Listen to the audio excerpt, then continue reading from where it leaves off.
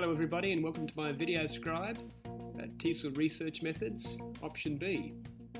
About 80 years ago, a famous physiologist and researcher, a Nobel Prize laureate, and a man credited with discovering vitamin C said that research is to see what everyone else has seen and to think what nobody else has thought. This notion of noticing, thinking, is my departure point for my thinking about research. As a TESOL teacher, you do research every day. You notice interactions, you reflect on what you notice, and sometimes you change your practice. This process of noticing, reflection, and action you probably recognise as action research.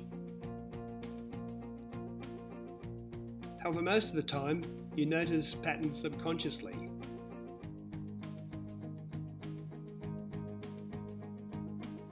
You automatically join the dots,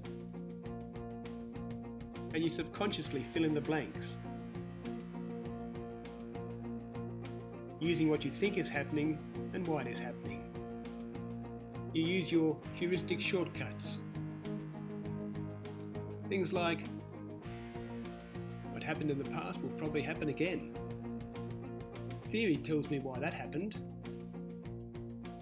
Everyone is doing it this way, so I will too.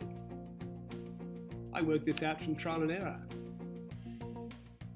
These shortcuts help us make sense of our world and the interactions of which we're all a part. We've inherited these shortcuts from our eco-social interactions that give us our habitus, our worldview, and our observer bias. Sometimes, however, we can't make sense of what we see. We can't connect the dots. There are gaps. And we wonder what's going on here. So you might do some informal research, some reading.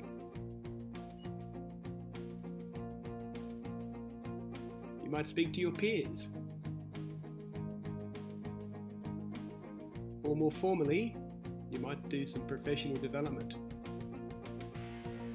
Or if the answer doesn't satisfy, or if you're interested, you might do your own research.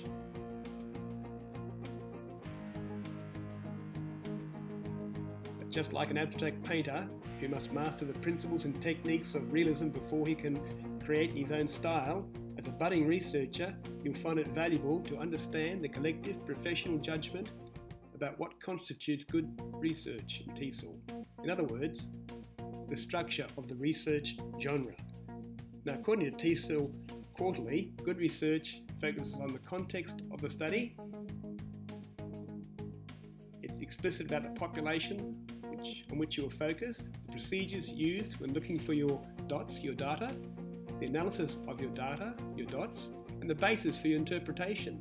In other words, how you join the dots.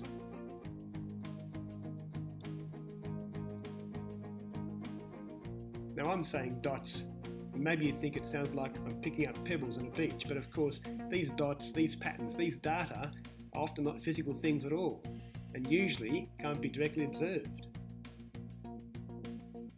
This data is a co-constructed interaction between the observer and the patterns observed. And from a complexity point of view, these interactions that are co-created also affect the data.